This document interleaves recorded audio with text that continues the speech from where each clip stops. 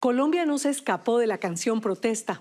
Llegaron hasta aquí los aires inconformes y con un par de canciones muy populares que sorprendentemente todavía suenan por ahí, como Una flor para mascar, por ejemplo. Pablos Gallinazo se hizo célebre. Ya tiene más de 80 años, pero la lucidez y el buen tono para recordar los años de rebeldía cuando pretendía cambiar el mundo. José Monsalve lo encontró en Piedecuesta, Santander, retirado, pero con la guitarra bajo el brazo. Cuando se acuesta con hambre, como me ocurría a mí muy a menudo en esa época, sueña comiendo y al despertar tiene más hambre aún, por supuesto. Por eso dice la canción, pero el hambre despierta. El reloj se ha dañado, pero el hambre despierta. Son las 6 y en la puerta oigo un hombre gritar. Estaba sobre los 20 años, no tenía entrada, no tenía un trabajo fijo. Es decir, está escribiendo, y la persona que se dedique a escribir no puede hacer otra cosa. O sea, tiene que vivir pobre. Por eso salgo siempre a caminar. Si se dice Gonzalo Navas, nadie tiene ni idea. Pero si se dice Pablos Gallinazo, el creador de Una flor para mascar, cualquier colombiano adulto evoca una leyenda musical potente. De la tarde. Pablos, uno de los jóvenes rebeldes que marcaron al país en las décadas del 60 y 70, ahora tiene 81 años, ya casi mide 2 metros, tiene unas cuantas cicatrices y sigue dando guerra. Siento que vive en mí.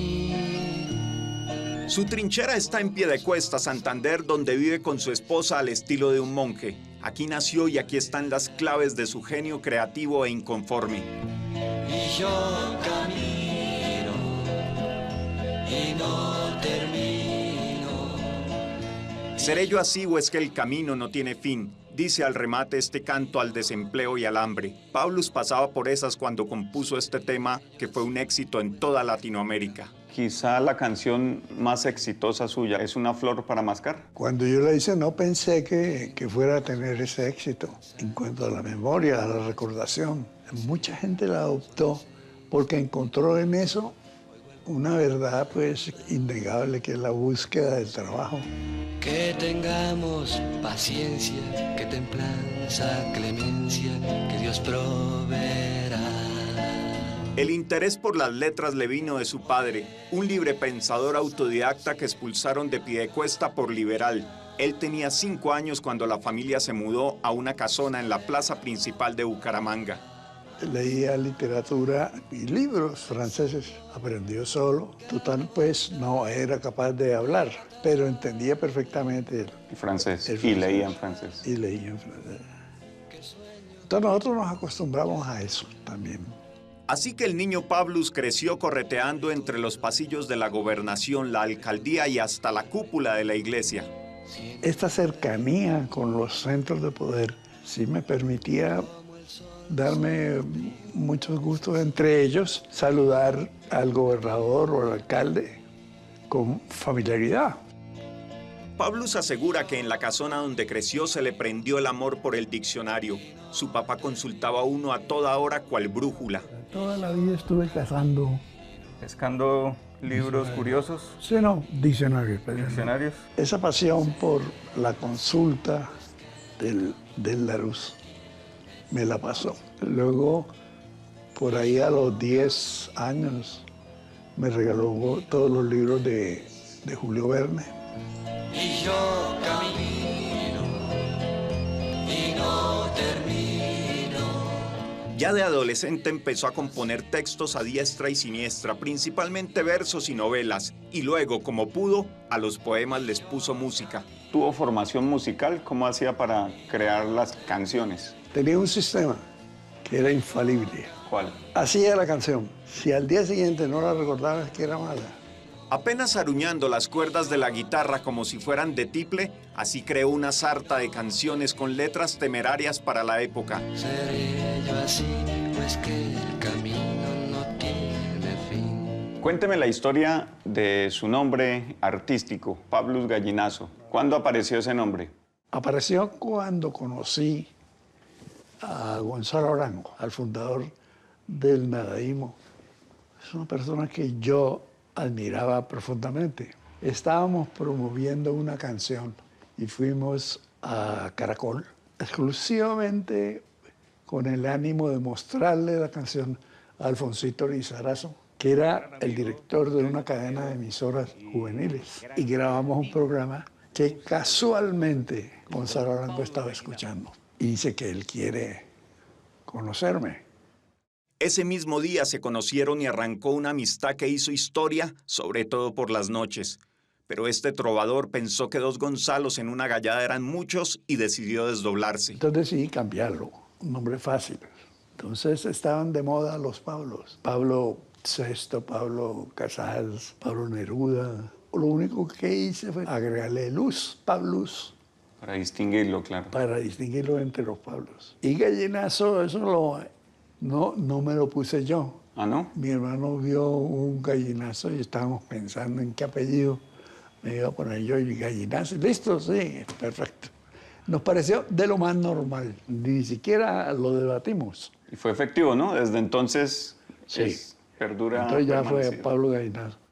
El nadaísmo fue el movimiento con el que la juventud entonces dijo punto aparte frente a la literatura y la cultura tradicional colombiana. En ese movimiento, Pablos fue conocido como el comandante. Yo entré con una visión belicosa para romper todo y entonces tomé el mando. Y por eso es el nombre del comandante. Para un joven de hoy, ¿usted cómo le explicaría qué fue el nadaísmo? Como yo lo concebí y lo sigo concibiendo, es no ser afiliado a ningún ismo, ni al comunismo, ni al fascismo, ni al conservatismo, ni al liberalismo, y ni siquiera al nadaísmo. Es un culto, para mí, a la libertad.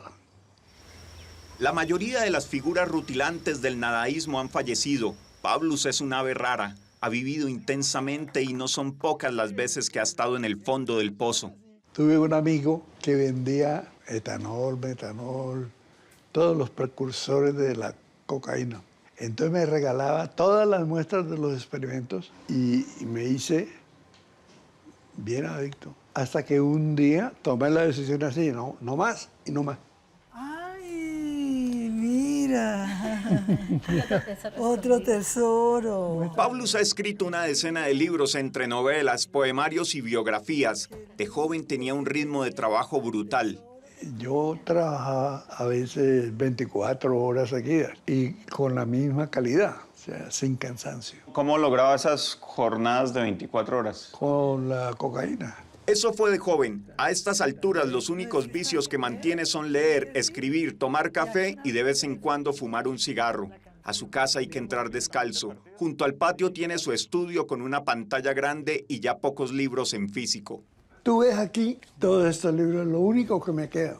El resto están todos acá. Digital. Y no necesito nada más. Se ha mantenido en buena forma y activo gracias a su esposa.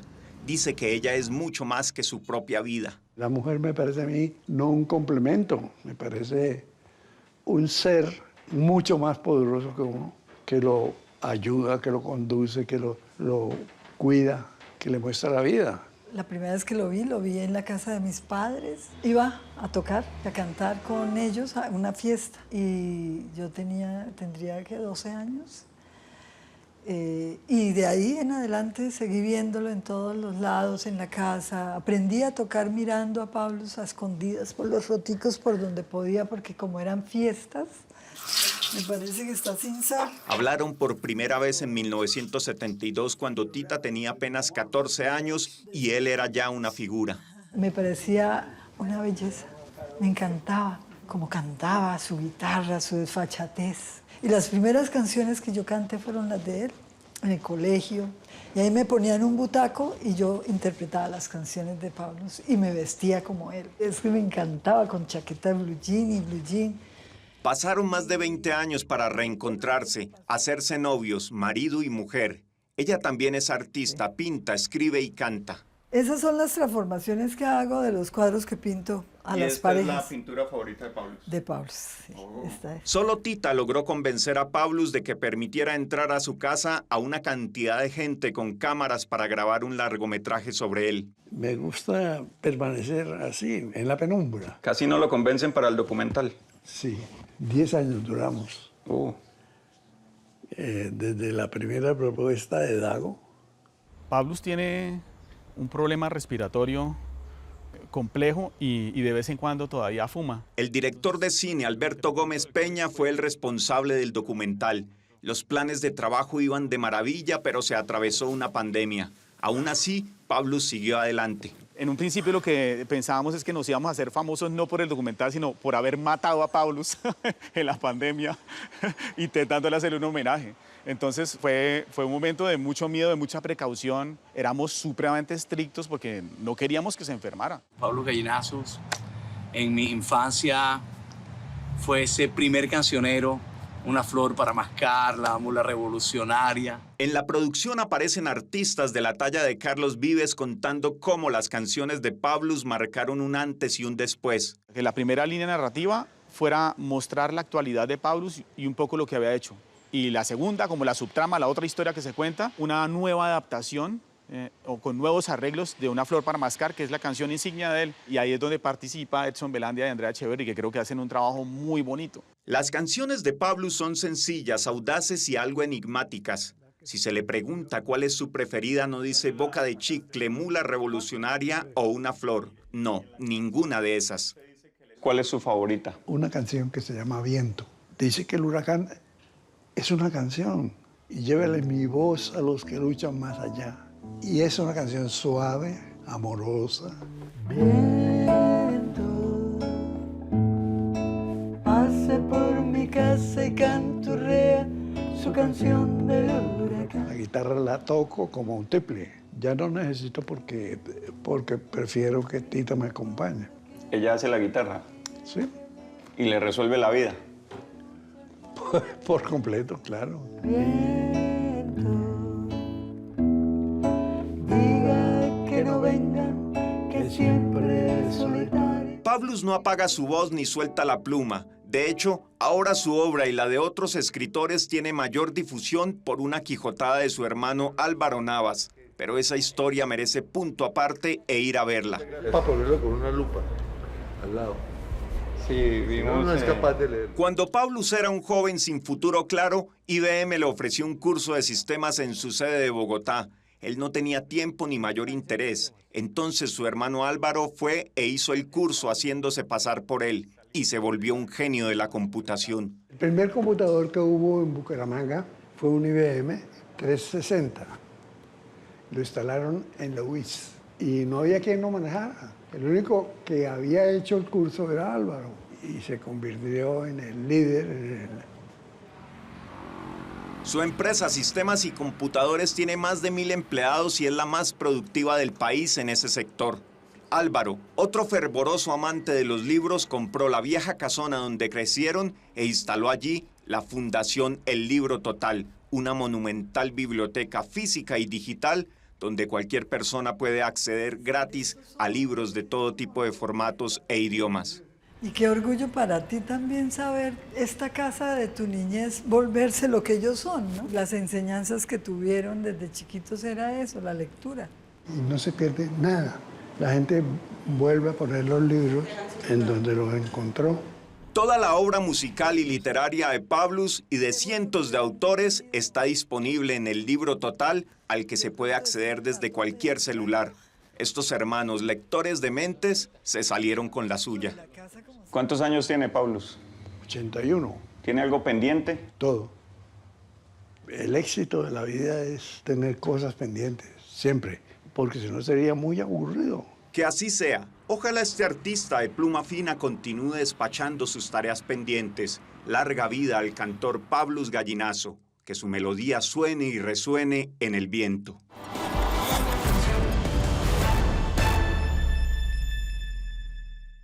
Si quieres saber más de la vida del compositor de Una flor para mascar, puede ver el documental Pablos Gallinazo. Ahí aparecen, además de Carlos Vives y otros cantantes como Andrea Echeverri y Edson Belandia. Ya fue proyectado en varios festivales de cine dentro y fuera del país, con grandes aplausos.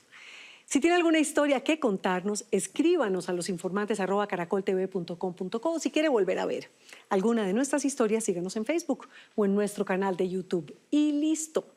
A continuación, esperen Séptimo Día el caso de 2 mujeres que fueron asesinadas por sus parejas en centros penitenciarios en una visita conyugal. No se lo pierdan. Nosotros nos vemos, como siempre, los espero el próximo domingo con otras 3 grandes historias. Buenas noches. Que descansen.